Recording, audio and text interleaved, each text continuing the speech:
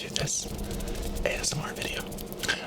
I am going to be talking about bowling today, and the reason I'm going to be talking about bowling of all things is because I've been very inspired by the bowling scene, or actually somewhat frustrated with the bowling scene even since COVID and everything's reopening. The bowling alleys are coming back, and it's this exciting time for bowlers, everybody to get back into the lanes. But I have recently felt that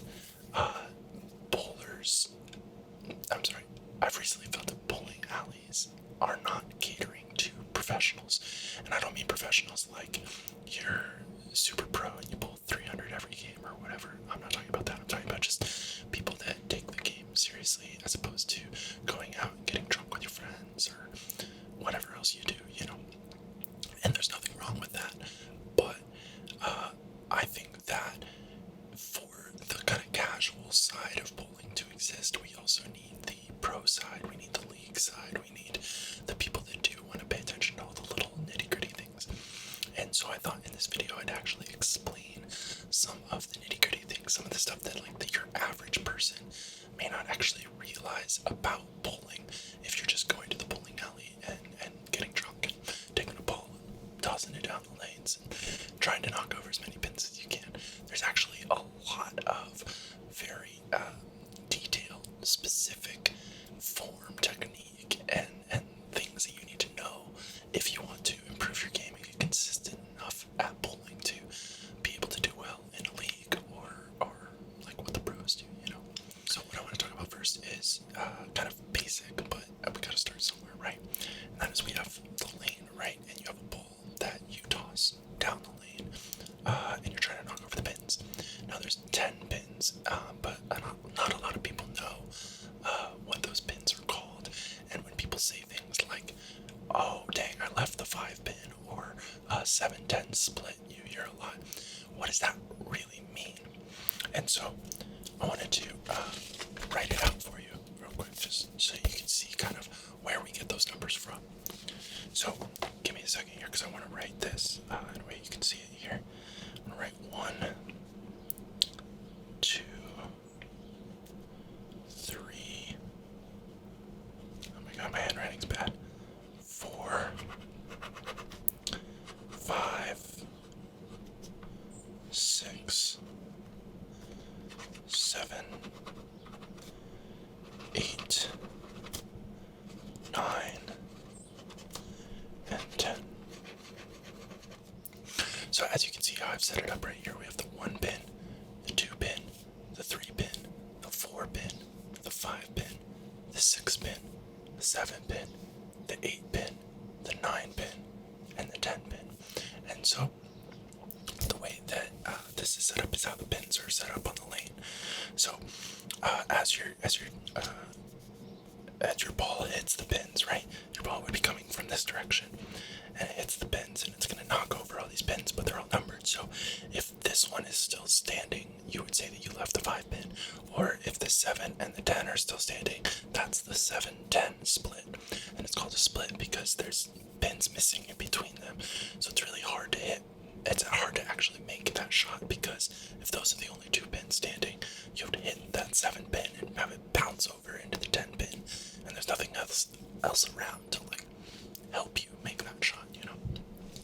So that's kind of what the numbers mean.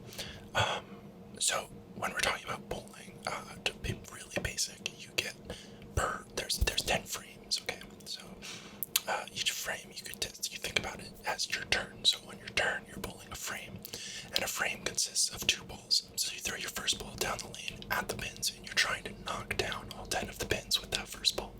But if you've been bowling, you know a lot of the times you don't knock all 10 of them down, and some of them are still standing. In that case, you get a second try. You get to throw a second ball to try to knock down the remaining pins.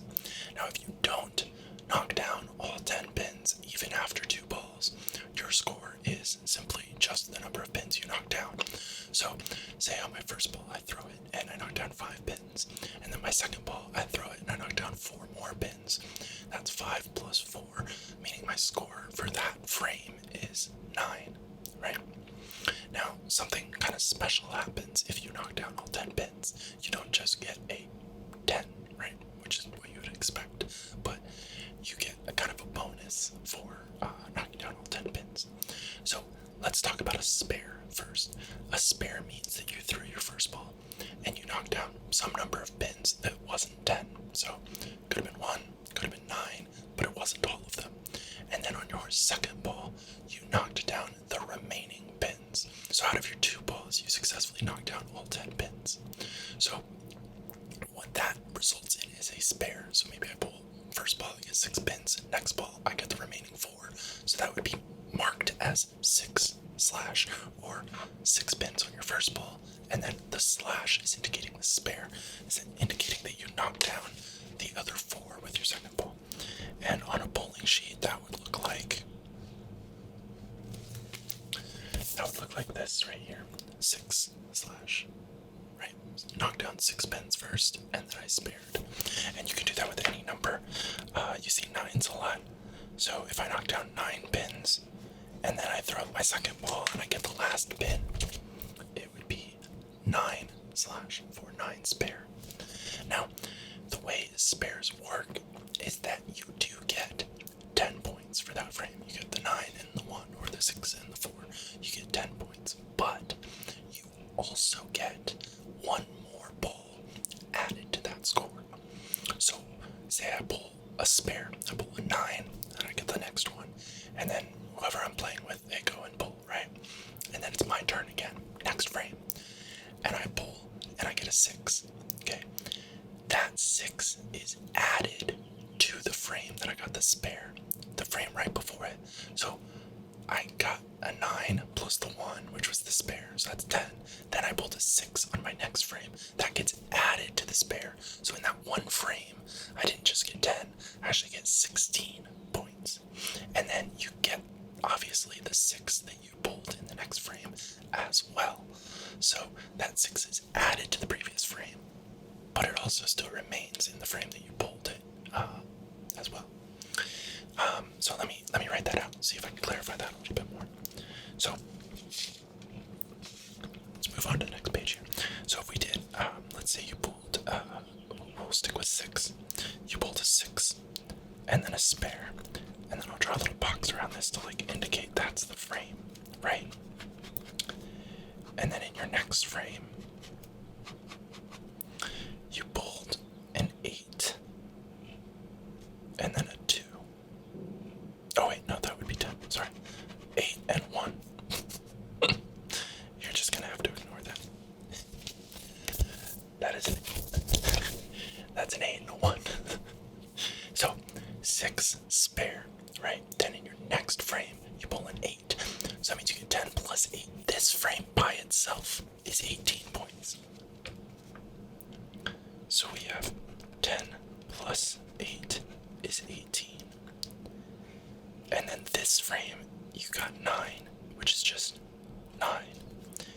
And so, if this game was only 2 frames long, you would have a total score of 27. Hopefully this makes sense. So, you got 10 pins here plus the 8 here. That gives you 18 just in this frame. And then the 8 and the 1 count separately to give you 9 points here. So that's 18 plus 9 is 27. Okay. Now, the strikes are very similar, but instead of 1 ball that you get added, you get your next 2 balls added. So, as a very similar example, we're going to say you get a strike first, and then you get that same 8, 1. Okay. I want to know how this would be different than spare, right? So, let me draw this out for you real quick here. Don't mind me. So, this is 10 plus 8 plus 1, which is 19. And this is still 9. There. Which gives you a final score of 28. So, I'll explain that again so you guys can see it. You get a strike here. You get the next 2 balls, which is an 8 and a 1. So, 10 plus 8 plus 1 is 19. And then on this side, it's still 8 and 1 is 9. So that's 19 plus 9, which is 28. So you scored one pin more in this scenario by getting a strike instead of a spare. But that doesn't seem like all that exciting, really.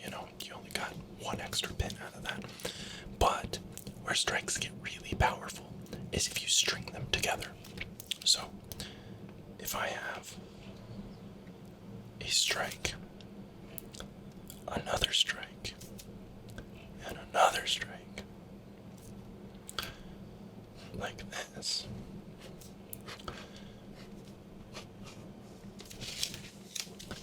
if you have 3 strikes in a row, like this, so you got all 10 pins on the first ball, all 10 pins on the first ball, all 10 pins on the first ball.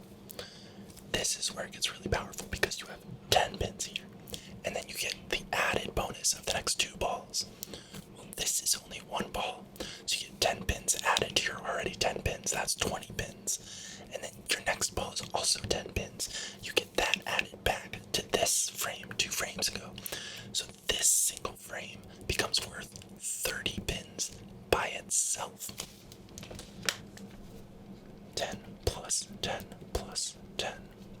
Okay. And then this frame here is 10 plus 10, and we don't know. We'd have to pull another frame to figure out the total score of this one. But let's just say it's a 9. Okay. So this one would be 10 plus 10 plus 9. And this one would be 10 plus 9 plus 0. Assuming you didn't get anything after the 9. So this would be 30 plus 29 plus 19. So you're looking here. 10 plus 10 plus 10. 10 plus 10 plus 9. 10 plus 9 plus 0. 30, 29, and 19. Now, compared to the other ones that we just saw, you can see how this can skyrocket your score above your opponents if you're actually stringing strikes in a row. And that's why consistency in bowling is so important, because if you bowl a strike and then you bowl a gutter ball and then you bowl a 3, your strike didn't really do you very much good. You only got an additional 3 pins added. But if you bowl a strike and then another strike and then another strike, you got an additional 20 pins added. And so that's why people get really excited when they get a strike. They're like, oh, hey, I got a strike. And it's like, yeah, that's fine. But like getting another strike and another strike, or even spares, because even if you get a strike and then you get maybe a 9 and a spare, 9 spare, then you're going to get 20 pins for that. But that's still significant. That's 10 extra pins that, unless your opponent also pulls a strike, they can't get that. And so this is how you get really high scores in bowling. Now, if you bowling's 10 frames. If you bowl 10 frames, all 10 of them are strikes, you'll notice you run into a problem. And that's at the 10th frame, you bowled a strike, but there's no more frames left to add to your last strike.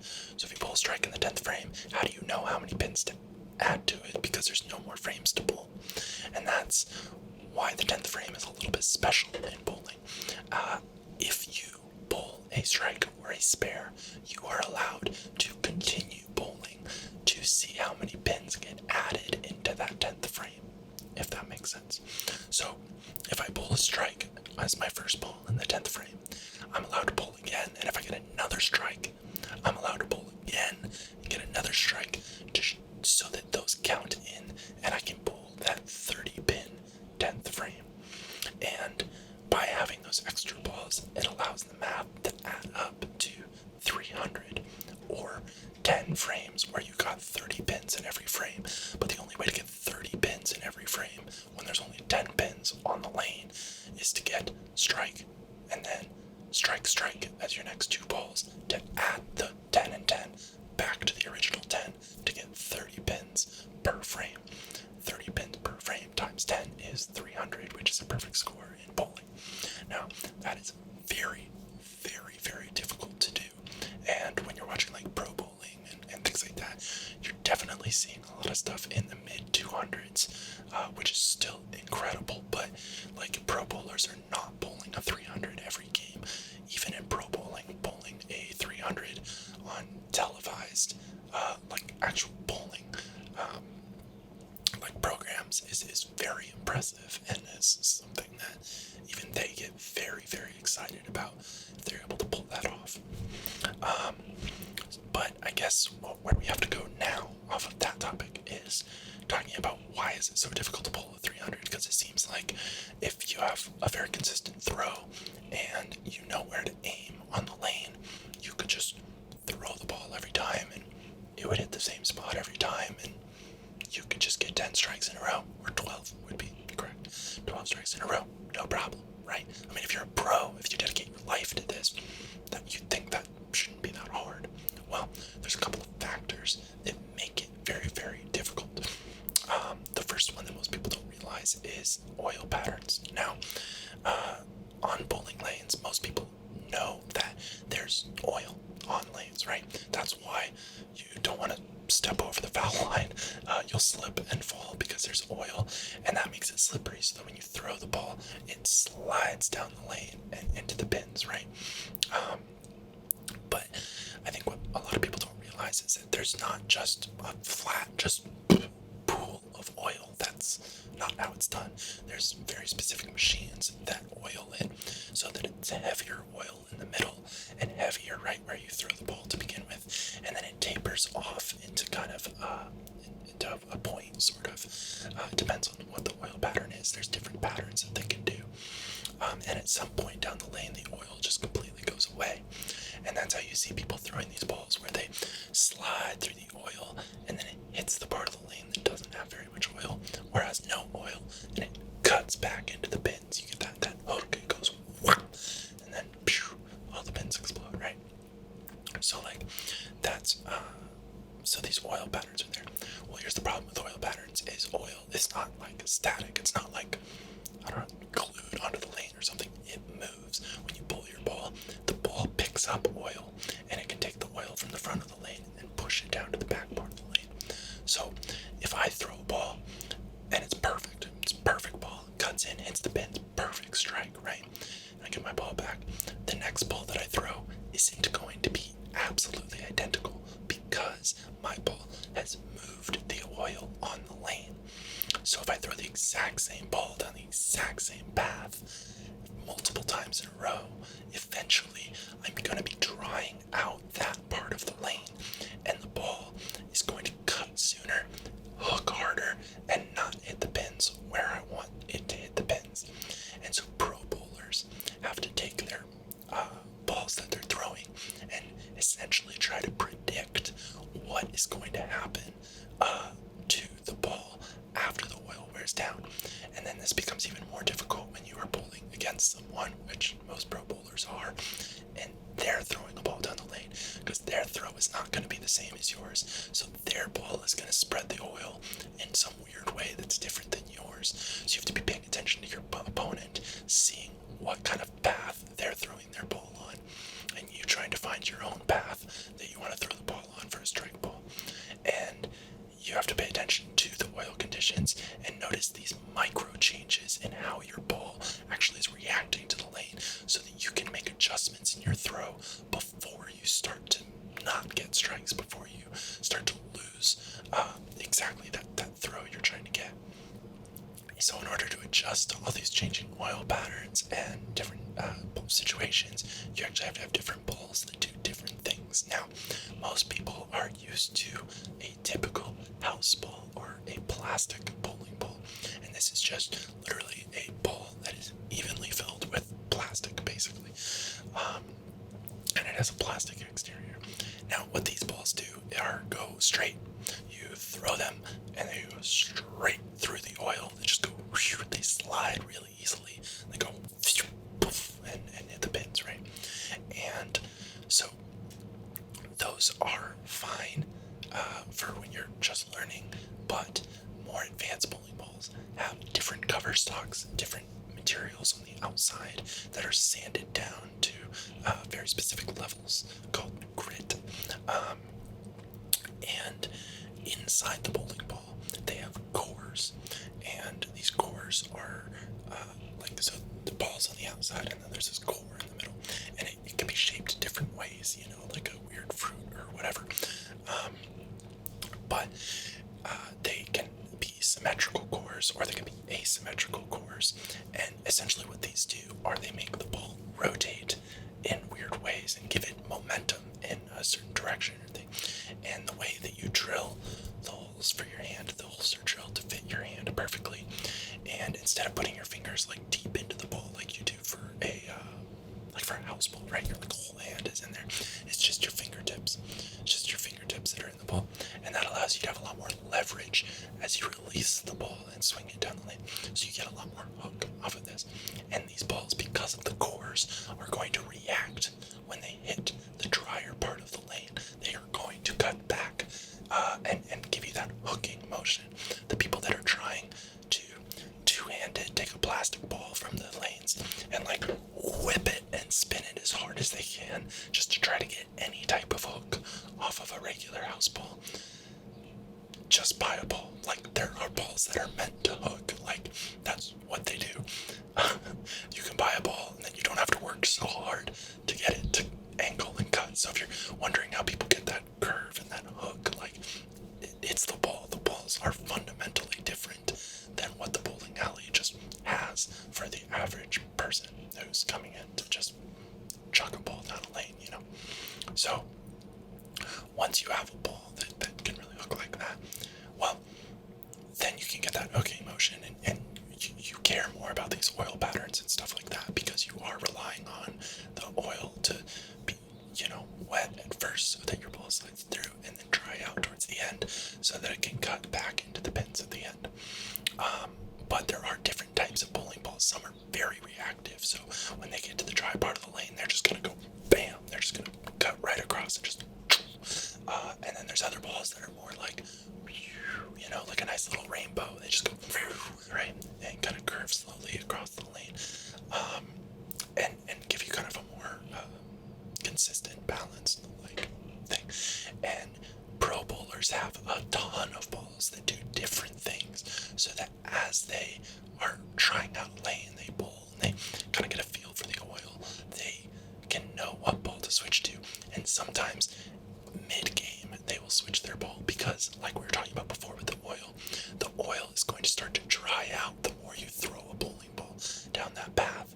And so once that path is dried out so much that you don't think you can throw a strike on that anymore, you might switch balls because it'll give you a different path through the oil. Or even if you're throwing the same path, maybe it's just a ball that isn't going to hook as much on the drier lane conditions that now exist. So this is why it's so difficult to actually get 12 strikes in a row, is because bowlers are dealing with constantly changing conditions that they have to more or less guess what is going to happen on the lane based on their previous ball, and then make adjustments, whether that's in their foot position, where they're aiming on the lane, how much hook they're putting on the ball, how much speed they're putting on the ball, or which ball they are actually using for that lane condition. Okay, so that was a whole lot about bowling. Thank you for listening to my rant about bowling, but I just want to talk about this. The last thing I think that I want to bring up is actually about the state of bowling and bowling companies that are currently in existence, and that's, now I live in Southern California, and bowling's not that big here, to be honest. At least not the pro bowling, not competitive bowling, not bowling in the way that I just described it to you. People just get drunk and go bowling at night, right? And I wish that there was more of a professional scene around here. There are leagues, but like the local bowling alleys, especially big companies like Bolero, just seem like they're not catering to leagues or people that are practicing. Not to mention the prices for a game of bowling in Southern California are astronomical, like $7, $8, $9 per game. It's completely ridiculous, and I've heard from some of my friends that live in the Midwest that bowling is like $1 a game, and some of the bowling alleys, like if you're practicing to try to compete in a competition or something like that, they'll just give you a lane for free if it's not busy, because they want to support the sport of bowling and support people who are trying to practice and actually get better at this thing. And I think that's one of my biggest that it's completely ridiculous to expect someone to be able to practice, maybe 3 to 5 games a day at $9 a game. I can't afford $45 a day to practice a sport when I've already paid money for a bowling ball and my own shoes, like just to go in and use the lanes. Like, that's insane. And so, you have to kind of look for those special deals, those like, Galaxy Night bowling thing for $10 and you get unlimited bowling. But then that's not a good practice environment either, because you got a bunch of drunk people on one side of you, a bunch of kids on the other side of you, and you got a bunch of neon lights flashing in your face the whole time you're trying to practice. And so it's just like, I feel like the state of things, at least where I live, is just so much more oriented toward this type of casual bowling, which again is fun, there's nothing wrong with it. But if we lose the pro scene, if we lose the people that really care about all the details and are purchasing balls and trying to get better and bring the sport to the next level, then casual bowling, I feel like, is eventually just gonna die out too. Like, we have to have the pro bowling scene to inspire people to want to go out, want to be better, want to improve their scores, and leagues and stuff like that. They're struggling right now. So, anyway, that's just my 2 cents on the way things are where I live, and I'm hoping to, with videos like this, promote bowling a little bit, get people more interested in the nitty-gritty parts of bowling, the parts that make it fun to me, the parts that make it exciting to me, and make more people want to go out and actually practice to get better and think of it more as a sport instead of something just to do while you're drunk and have a DJ shouting things at you. Anyway, thank you guys so much for watching this video. I appreciate it. If you liked it and you want to see more ASMR content from me, please go ahead and subscribe to the channel. Thank you so much, and I'll see you next time.